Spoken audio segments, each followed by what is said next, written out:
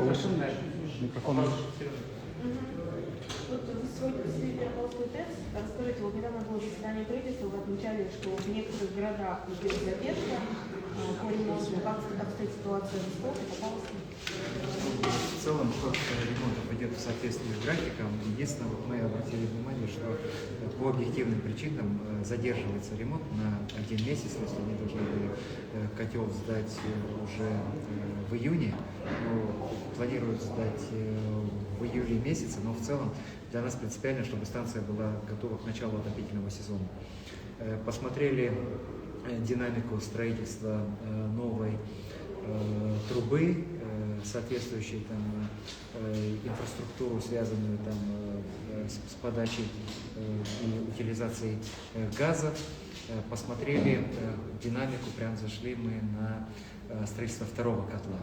То есть там в целом уже основные конструкции выставлены, там отмечаем, что скорее всего по станции существенных рисков прохождения сезона не будет, если они выдержат те же самые темпы. Но это только первое посещение, то есть я думаю, еще ближе к осени, то есть мы посмотрим, насколько вот те обязательства и тот темп ремонтов он выполняется собственниками станции. И, то есть мы еще, я думаю, в любом случае, может быть, еще один раз посещение организуем данной станции по линии комитета энергетического надзора, может быть, один из моих заместителей, посмотрим, серьезная ситуация будет. Я сам приеду, чтобы быть окончательно уверенными, что вот та динамика ремонтов, которую они сейчас взяли, она будет выполнена в полном объеме.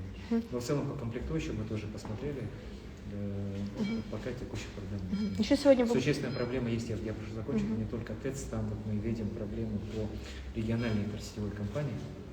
Там идет существенное отставание от ремонтов и по сетевому хозяйству, и по подстанциям.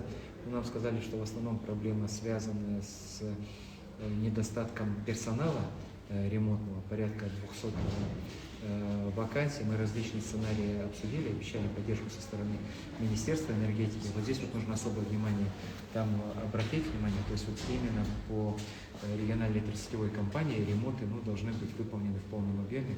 Вот мы совместно с Акиматом области соответствующую задачу собственникам активов поставили. Еще волнует вопрос, вот вы много сегодня говорили про газификацию, можно вот структурированный ответ, когда в СКО прибудет газ, каким способом из двух имеющихся? Но сейчас мы изучаем и тот, и другой сценарий, то есть один другого не исключает. То есть если мы говорим о поставках газа за счет казахстанских источников, объективно я вот уже назвал, то это не раньше 28-29 года.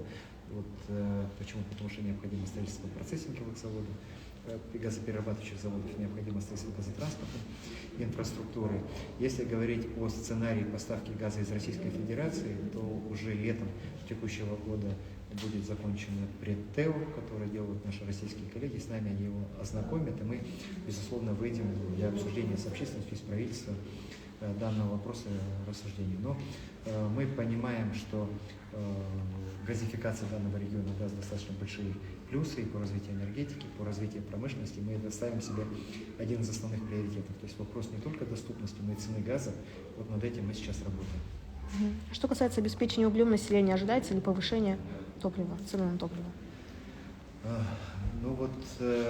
По коммунально-бытовому углю несколько сложно относится к компетенции Министерства индустрии. По моей информации, да, были планы по повышению этих цен, но ее нужно информацию перепроверить на основании контролирующего органа. Есть у вас? Вопрос житель задал касательно повышения тарифов цен на энергию в том числе. Да. Идет речь о том, что акционеры компании якобы лоббируют повышение цен на электроэнергию, как это государство планирует и регулирует ценовую политику, потому что людям тяжело справиться с, скажем так, с формирующимся ценами. Сейчас первое повышение цен, оно было очень лимитировано именно со стороны государства. Понятно, заявки со стороны энергообъектов, они были там существенные.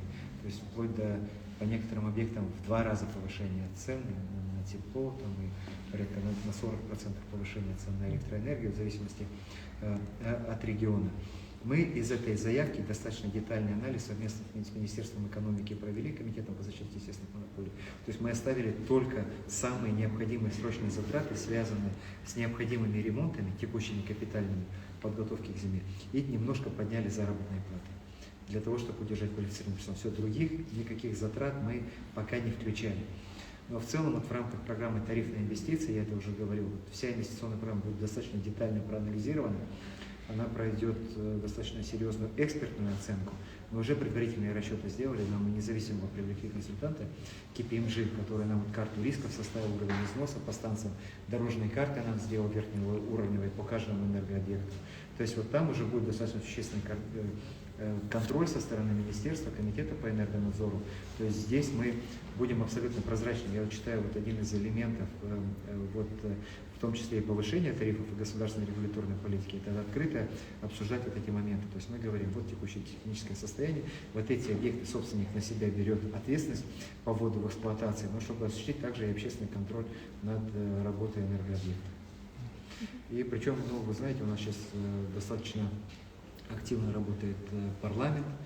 Мы постоянно отчитываемся перед комитетом Маджлиса парламента и по текущему состоянию даже проводят пленарные заседания, где рассматриваются энергообъекты. То есть сейчас в текущей ситуации и контроля со стороны законодательной власти и позиции министерства, я думаю, уже те проблемы, которые были в прошлом, связанные с тем, может быть, с закрытостью, непрозрачностью тех или иных расходований средств субъектов естественной монополии, объектов энергетики, сейчас они уже невозможны.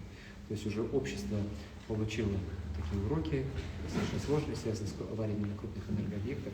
И я думаю, исходя из механизмов контроля, которые сейчас выстроились, достаточно активные позиции Высшей счетной палаты, проверяющих органов, этот вопрос министерство будет координировать. Соответствующее поручение мы, кстати, получили в рамках, вчера рассматривался вопрос о подготовке на заседании правительства, о подготовке к зиме, то есть соответствующее поручение премьер-министра дал министерству, мы будем эти поручения выполнять. Спасибо, Глеб. Спасибо. Все, спасибо большое. Спасибо. Ага. Всего доброго. До свидания. Всего хорошего. С праздником вас.